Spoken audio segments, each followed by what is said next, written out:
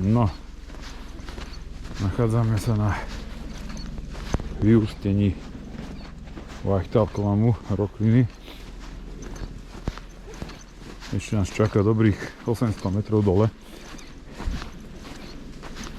Suchou nohou v teniske by som to myslím, že v pohode za hodinu, ani ne, za 50 minút by som to zmákol, no teraz som do snehu, rátam hodinu aj pol, to možno aj dve.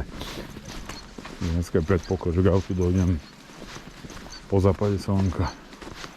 To som tu ešte nemal, som od pol 7 rána šlapal za tmy a dojdem naspäť za tmy. Ale myslím si, že stálo to za to. Tá zima má svoje čaro, keď to vyjde s tým počasím aj dneska, to je nádhera.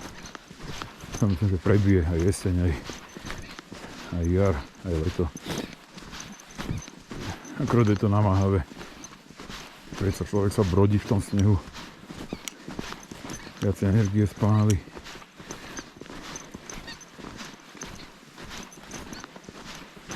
No uvidíme, koľko mi to bude trvať. Takže zatím teda, papa.